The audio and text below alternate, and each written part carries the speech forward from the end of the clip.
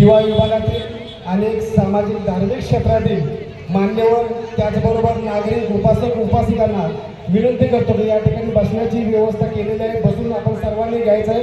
अतिशय उत्कृष्ट आणि चांगला कार्यक्रम पुढे सुद्धा चालू राहणारच आहे, तेव्हा आपल्यास विनंती आहे की सर्वांनी बसून घ्यायचं आहे।